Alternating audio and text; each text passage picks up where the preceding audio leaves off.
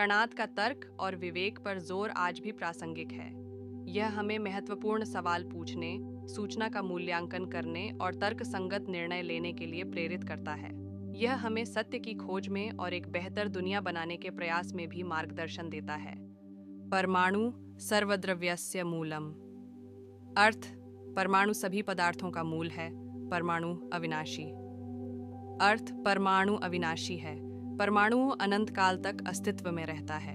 अर्थ: परमाणु अनंत काल तक अस्तित्व में रहता है।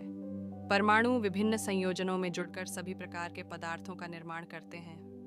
अर्थ: परमाणु विभिन्न संयोजनों में जुड़कर सभी प्रकार के पदार्थों का निर्माण करते हैं। कनाद के अन्य विचार षड्दर्शन। कनाद ने षड्दर्शन नामक एक दार्शनिक प्रणाली की स्थापना की, जो 6 भारतीय दार्शनिक परंपराओं का एक संग्रह है।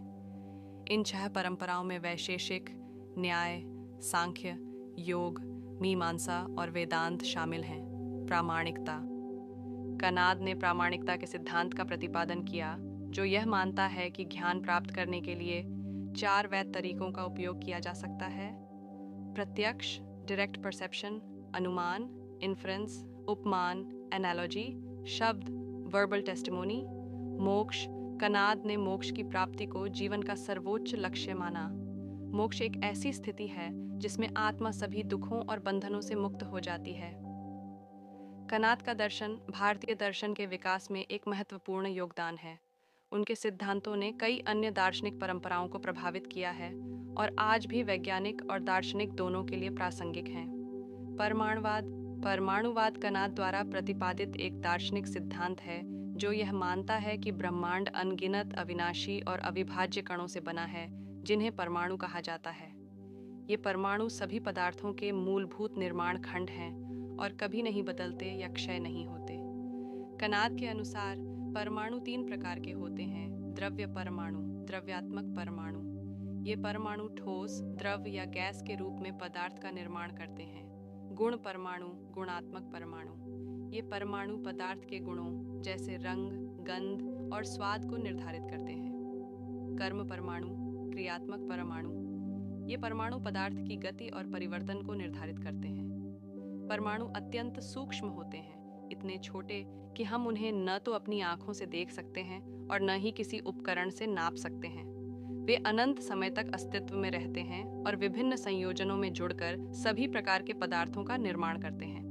कनाद ने परमाणु सिद्धांत की शुरुआत करते हुए यह सुझाव दिया कि ये कण अविनाशी हैं, जिसका अर्थ है कि वे कभी मरते नहीं हैं या टूटते नहीं हैं। वे अनंत समय तक अस्तित्व में रहते हैं और विभिन्न संयोजनों में जुड़कर सभी प्रकार के पदार्थों का निर्माण करते हैं। इस चैनल की सफलता में आपका योगदान सबसे महत्वपूर्ण है। आपकी प्रेरणा और समर्थन की बदौलत ही हम ये सार्थक सामग्री लाने में सक्षम हुए हैं। यदि आप चाहें तो सुपर थैंक्स के माध्यम से या हमारी मेंबरशिप ज्वाइन करके हमें आर्थिक रूप से सहायता प्रदान कर सकते हैं। यदि आप आर्थिक रूप से समर्थन नहीं भी कर सकते तो भी कोई बात नहीं, हम आपके लिए बेहतरीन वीडियो लाने की पूरी कोशिश जारी रखेंगे। आपका हर योगदान हमें और भी बेहतरीन वीडियो बनाने के लिए प्रेरित करता है। आप हमारे लिए बहुत ज़रूरी हैं और हम आपके आभारी हैं। धन्यवाद। कि आध्यात्मिकता खुद की खोज में है, न कि किसी बाहरी नियमों में। ओशो के अनुयायी ध्यान में लीन होकर आंतरिक शांति की खोज करते थे। उनके प्रवचनों ने लोगों को आत्मज्ञान की ओर प्रेरित किया। ओशो के विचारों पर चर्चा करते हुए लोग उनके ज्ञान को और गहराई से समझने की कोशिश करते थे। उनके प्रवचनों ने एक नई सोच और समझ को जन्म दिया। जीवन के अंतिम अध्याय, प्रेम और करुणा।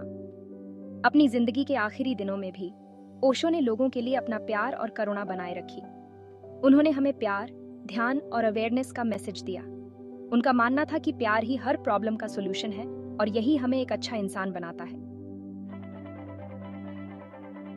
ओशो दर्शन, एक झलक। ओशो का फिलॉसफी सिंपल था: खुद को जानो, खुद को एक्सेप्ट करो और जिंदगी को पूरी तरह जियो।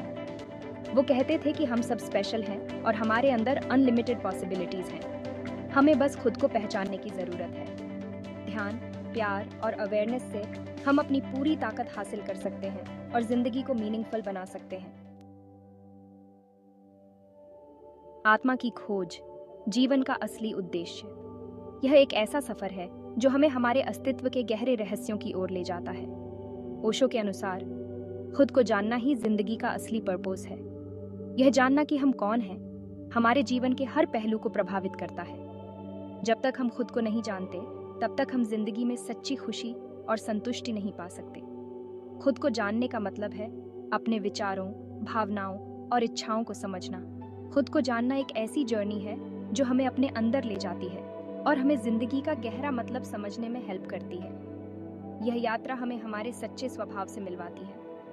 यह जर्नी मुश्किल हो सकती है, लेकिन यह हमें आज़ादी और खुशी की तरफ ले जाती है। इस यात्रा में हमें धैर्य और साहस की आवश्यकता होती है, लेकिन अंत में यह हमें आत्म साक्षात्कार की ओर ले जाती है।